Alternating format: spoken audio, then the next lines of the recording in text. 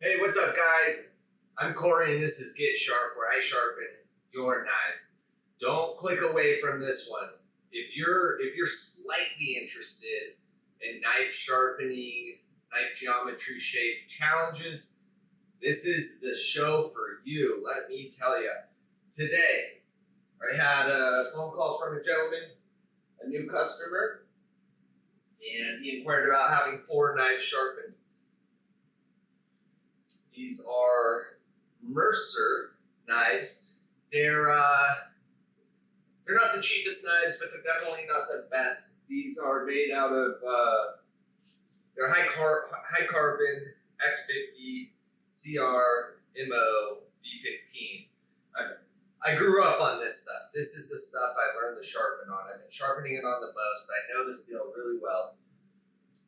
It's your little paring knife. And then last but not least, every kitchen set must have an 8-inch chef's knife.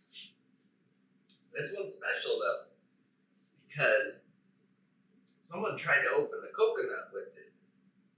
And if you know anything about steel, this particular type of steel is on the softer side. It's a little bit more malleable. And yeah, this is evidence that it's malleable. Let me show you.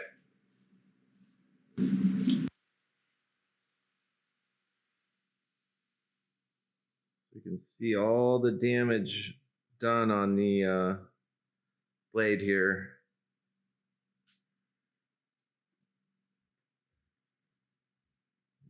Look at all those dents.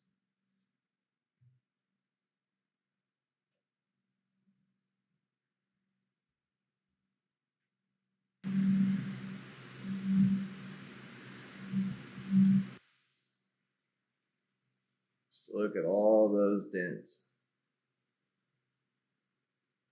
So this type of steel is not the best. Well, this particular edge geometry in steel is not the best for coconuts. So I've actually been waiting for this exact scenario for a little bit now. And the reason why is I've been dreaming up a way that I can execute a repair on such a deformed apex using software.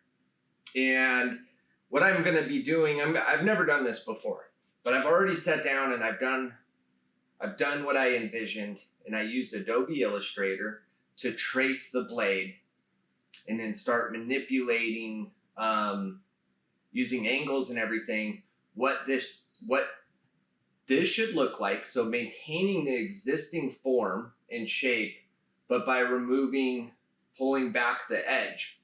Some of these dents measure 4 to 4.25 millimeters. So there's one in particular, man, it's really a bummer. It just stretches out. And you can see it when the light hits it just right. The reflection's bent. I don't know if you ever seen those videos where the guys remove dents on cars and they have the zebra back panel. That's the kind of thing I'm trying to describe, is how far out those dents can go.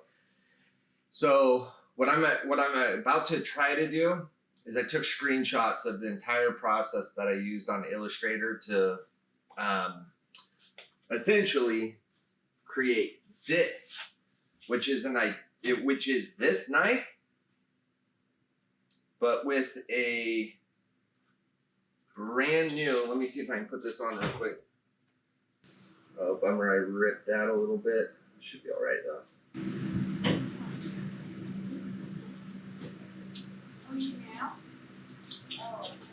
So I'm going to put it all up on the screen anyhow so you guys can see. All right, guys, so bear with me. This is the first time I've ever attempted something like this. So here we are in Adobe Illustrator.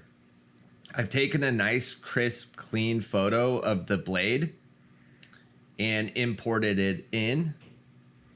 Now, after importing this, there's no scale. The scale's not correct.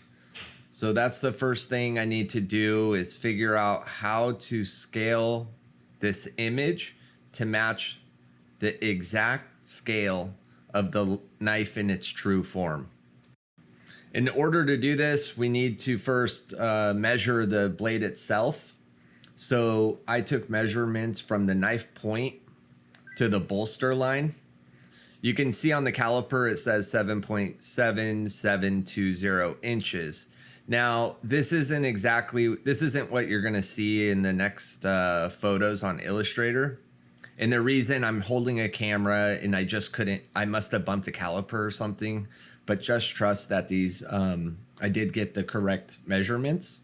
So take note of your 2 points and your measurement, and then we're gonna go back over to Illustrator. Now what you're gonna wanna do is click on your line segment tool. Here's a quick and dirty arrow, it's up here on the left. Next, this box will pop up. This is your line segment tool options, and you're gonna wanna input the length that we just measured from the knife point to the bolster line in the length field. Now simply click OK, and Illustrator will generate a line of that exact distance. And boom, now we have a 7.7 inch line. Now you're gonna notice the line is a lot bigger than the knife. And that's to be expected because like I said earlier, the photo that we imported is not to scale. So what we're gonna do next is get our red line into position. The most important thing is that you never change the length of the red line because that is the true distance from the knife point to the plunge line. So we need to move our red line to where the left side of it sits over the top of the knife point. Next, we need to adjust the angle of the line so that it matches exactly what we measured in real life, knife point to the bottom of the plunge line. Great, everything's pretty much lined up at this point. So next, we need to scale the photo. In order to do this, you simply select the photo of the knife, grab one of the corners, and start dragging. And what you want to do is drag until the 2 points that we measured equal the distance of the 7.7 inch line. You'll know if you did it correctly when your red line has not changed its length and you've scaled up the size of the image to look exactly like what you see on the screen. Ignore the red line on top. That's just an artifact of me not knowing how to edit all this correctly. So now that everything's to scale on our computer screen, take your pen tool and outline the exact shape of the knife blade. We need to start thinking about how high we need to raise the apex so that all remnants of the bends and damage have disappeared. In my case, the tallest dent was 4.2 millimeters. As you can see here, the distance between these two red lines. Next, what we want to do is we want to raise the existing apex up high enough to where it's above the tallest dent or damage. And I've illustrated this with the green line. So this is the result of my work. And I'm going to warn you in advance. I'm not an expert in knife geometry, so I don't know the terminology. What I did here is I created a legend in the bottom left so you guys could hit pause and kind of connect all the dots of what's going on in this illustration. But let me try to explain. So first and foremost, we have the distance between the damaged apex and the highest dent represented with a purple line. And right above that is the green line, which is the distance of which we're going to stop our grinding. So everything under the green line is going to get grinded away. And all I did here was I took the gray line, the damaged curvature of the blade line, and I raised it up above the damaged areas. And then from here, you go ahead and print this out, cut this into a stencil, and tape this over the blade. You don't want to print out the gray line. You only want everything from the green line and above. All right, guys, so that's the process. If you're wondering if this works, it does. And here's your proof right here. This is a before and after. The before is the silver tone knife in the back. The orange tone knife is after I did all the grinding and all the work. That's our after. I use Photoshop to overlay, and just look at that form. It's damn near perfect. So I'm very excited that this process yielded these results. I think we're gonna do a 2-part video here.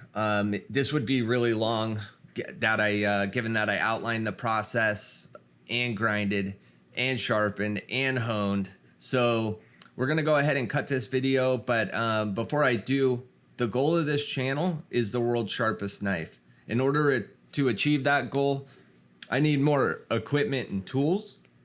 So if you could give me a like real quick, oh, it'll help so much. And if you really enjoyed the content I'm putting out, don't forget to subscribe and turn on notifications. I've got a new video coming out almost every day.